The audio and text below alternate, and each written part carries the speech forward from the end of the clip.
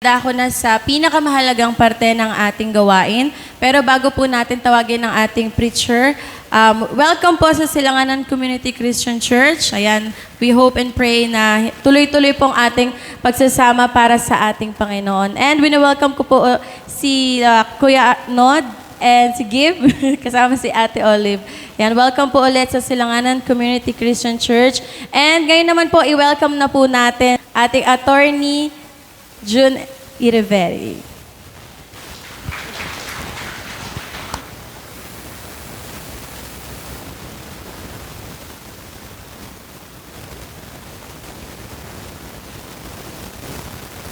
Magandang umaga, magimbag na bigat, maayong buntag, yan, nandyan na lahat.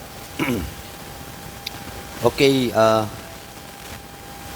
na-bless lang ako kasi nung ma-meet ko sila, wala pa yung bata, no?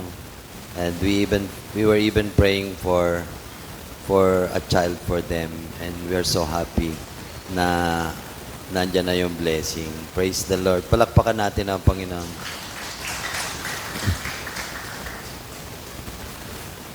Yan.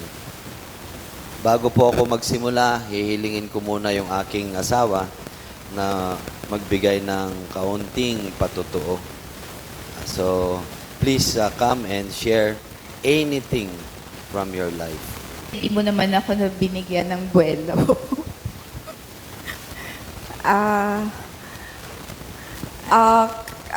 Ako gusto kong pasalamatan ng Lord sa katapatan niya sa buhay ko personally. So alam ng lahat na kami ay nagtuturo, nagpupunta sa iba-ibang churches, tapos nagsi-cell group ako at marami kaming cell group na iba-iba. Pero minsan, dumadaan din tayo sa time ng pagsubok. Recently, the Lord allowed me to experience a very difficult situation. So yung sitwasyon pwedeng physical, emotional, or pwedeng spiritual. But ang nangyari sa akin, both physical and emotional. So what it happened was, for unknown reason, wala akong problema na okay naman ako, nakakaakyat kami ng bundok. Pag sinabi ng Lord, punta kayo doon, punta. Pero hindi ko alam kung bakit inalaw ng Lord na dumating ako sa very difficult situation na super sakit ng tiyan ko. Pag kumakain ako, hindi ko alam ba't kinakain ko naman dati, pero hindi ko makain. Pero the Lord is teaching me something in that situation. So, dumating ako sa point na sa sobrang sakit, kasi kung 1 to 10, 9 and 10 yung sakit, na sabi ko, Tay, dali mo na ako sa ospital, dali mo ako sa doktor. Kasi ako yung tipo na kaya ko magtiis kahit gaano kasakit. Kasi before that, dumating ako sa point na nagising ako ng madaling araw, magmula alas 2 hanggang alas 6, super sakit yung tiyan ko at nahalos matulog na ako sa banyo. So yung sitwasyon na ito, hindi naman inaalaw ng Lord na gisingin ko yung asawa ko. So ang nangyari sa akin, talagang kami lang ng Lord.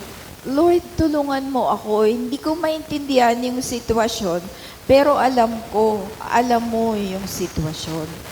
So dumating kami sa point na nagpunta nga kami sa doktor, tas ang labing-daming laboratory na binigay ng doktor. Nandun yung blood test, nandun yung i-test yung liver ko, lahat yata ng laman ng digestive system ko, gusto niya ngang ipatest, at finally, sabi niya, CT scan na lang tayo na may contrast. Sabi niya, ako ayoko kasi alam niyo na 9 years ago na operahan ako. Meron akong big sis na kasing laki ng ulo ng bata. Kaya kumbaga, nakita niya yun sa record ko sa ospital. Sabi niya, kailangan nating itest. Ang pakiramdam ko, suspecha niya, nag-recar, baka nagkabukol uli ako, kaya sobrang sakit. Pero sabi ko, Lord, hindi yun yung message mo sa akin. Alam ko meron kang tinuturo sa akin. So dumating ako sa point na yung last test ko na lang, CT scan. Ito yung CT scan na may contrast. So naka-dextrose ako ng contrast, pati sa parang yung edema sa ibaba. Kailangan din ako edema. So para makita yung laman ng tiyan ko. Ang unang lesson na nakita ko, kasi that day, nung nagbibihis ako, merong babaeng nauna sa akin. Umiiyak siya, hindi ko siya maintindihan. Tapos pumasok siya dun sa, kung pareho kami magpapalit ng damit. Sabi ko, ano nangyayari sa'yo? Sabi niya, ganito pala to. Dumarating pala sa time na doon niya lang na-realize, kasi doon sa CT scan, lahat ng tao lumabas. Kasi X-ray to, meron tong not good for the body. Umiiyak siya ng iyak. Sabi niya, nung nasa loob ako, naalala ko na, paano yung pamilya ko? Ako lang yung mag-isa dito. Pagtanong ko sa kanya, ate, ano ba yung in-x-ray sa'yo? Sabi niya, yung tuhod ko. Gusto kong tumawa. Sabi ko, tuhod lang pala, di nakahiga ka, nakaganyan. So, walang contrast, wala. Nakahiga lang siya. Pero alam mo yung unang na-realize ko, kaya sabi ko, ate, kailangan mong magkaroon ng malalim na relasyon sa Panginoon. Kasi kilala mo ang Lord, pero hindi siya personal sa'yo. Sabi niya, ganun ba? Tapos, maikli lang yung time kasi tinawag ako. So, unang realization ko, kailangan talagang malalim yung pagkakakilala natin sa Panginoon. Hindi lang to sa isip, higit pa ito sa puso natin. Kumbaga, true and true sa buhay natin. Kasi pag dumating sa time na mag-isa ka, katulad nung nandun kami sa room, tsaka yung machine, isa-isa lang yung nandun.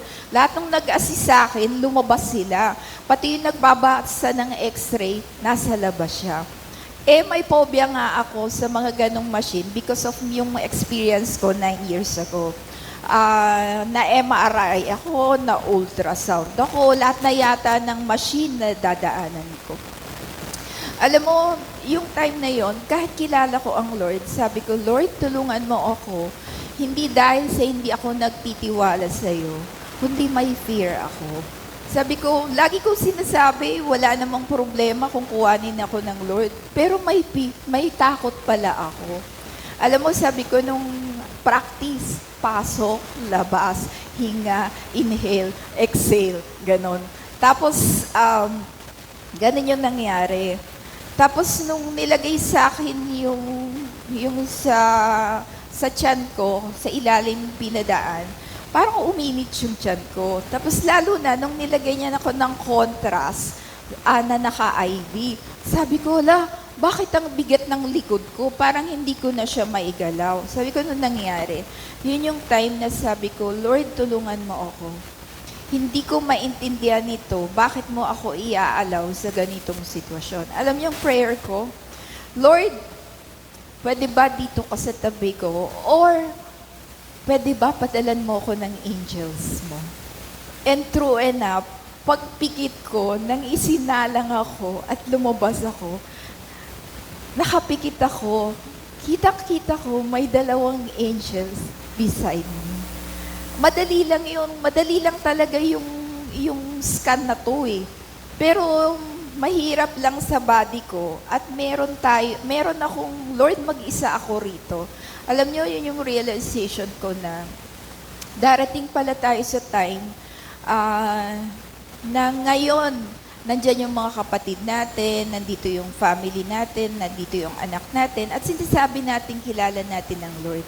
Darating pala talaga yung time ng life natin na it's you and the Lord. Yun lang.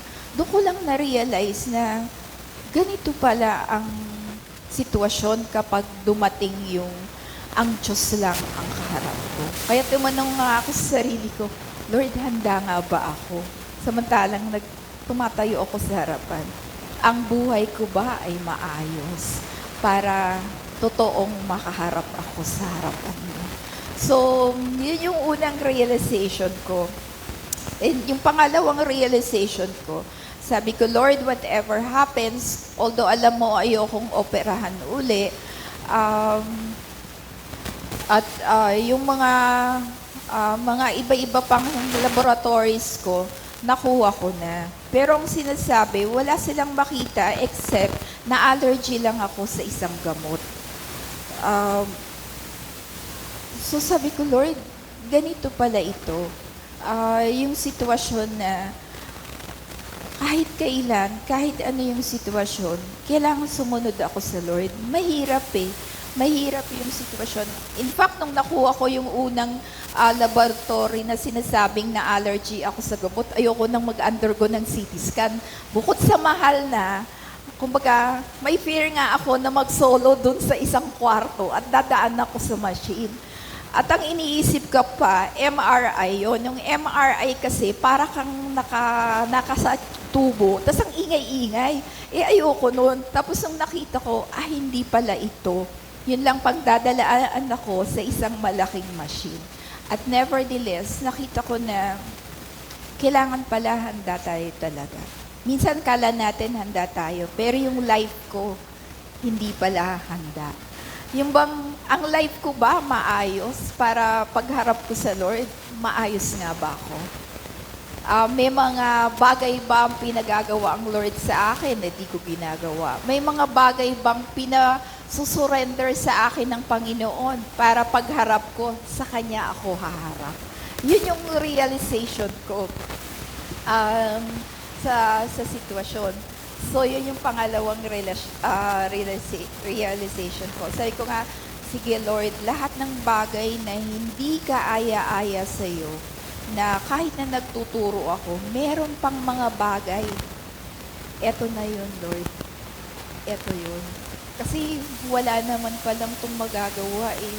Pag humarap ako sa Lord at hindi ako katanggap-tanggap, useless din. Tapos kanina umaga, dahil nga ayokong kuhanin yung result, natatakot din talaga ako. Sabi ko, Lord, ready na ako kahit anong result. Kung o-operahan na uli ako, ilang stitches yun? 36 stitches yung hiwa ko. Sabi ko, handa ako kung uulitin ko uli. Kung ito yung kalooban mo. Ito yung sitwasyon na, Lord, sige, ready ako. Nung sinabi kong ready, nandun ako, kinuha ko na yung result ng CT scan ko after a week. After a week ko pa kinuha. After 4 hours, pwede nang kuhanin, diba? Sabi nung lalaki, ba't ngayon mo lang kinuha? 4 hours lang pwede mo nang kuhanin. Hindi ko masabi na ayoko pong malaman yung resulta. Yun lang. Alam nyo, kinuha ko yung plate, kinuha ko yung result, tapos nilagay ko lang sa kotse. Sabi ng Lord, buksan mo na. Alam nyo, pagbukas ko, ang nakita lang yung scoliosis ko, at saka may stool pa sa tiyan ko. Normal ang liver ko, normal ang kidney ko, normal ang pancreas ko, normal lahat. Intact pa yung uterus ko. Sabi mo naman nung binabasa ko. Alam mo, doon ko lang na-realize na napakahalaga talaga nung buhay na maayos sa Lord. Kasi pag may tinatago ka, may fear. Wala talagang... Kaya kung sabi ko nga, kung ano ko sa labas, ganun din ako sa loob. Kung paano ko sa asawa ko, sa anak ko, dapat ganun din ako. So, yun yung isang realization na nakita ko. At kanina nga, sabi dito nung kanta, ang Lord, alam niya yung lahat. Siya yung lahat sa atin. Minsan akala ko, ang Lord na ang lahat sa akin. Hindi pa pala. Meron pa akong tinatago para sa sarili ko. Pagka sinabi mo palang, Lord ay lahat para sa iyo, wala ang para sa akin. Kahit yung mga mahalagang bagay sa akin, kailangan kong ibigay sa Panginoon. Yun yung isang realization na natutuhan ko sa Panginoon. At salamat, dadalin ko na lang yung result dun sa Monday or Wednesday, bibigay ko na sa doktor. Kaya Lord, salamat for allowing to realize na ang buhay ko, hindi lang pala dapat may second, may second face, may pangalawang muka. Anytime, ready ako kung nasa loob at nasa labas. At lahat ng fears ko, dapat ibagsak ko, tanggalin ko sa buhay ko. Minsan, akala ko okay na okay. Pero, kaya yung isang realization ko lately, sino ba ako sa loob ng bahay? Sino ba ako sa lahapas ng bahay? Sino ba ako bilang asawa, bilang nanay? Dapat ito ay malinis na malinis para sa x-ray ng Panginoon. So, yun lang po ang isi-share ko tungkol dun sa kakaibang experience ko. Although, may mga experience pa ako in the past when it regards dun sa digestive system ko. But glory sa Lord na alam ko, inalaw niya yung sitwasyon na ito para lalong maging intimate yung relationship namin ng Panginoon. Amen. Yun lang po. Amen.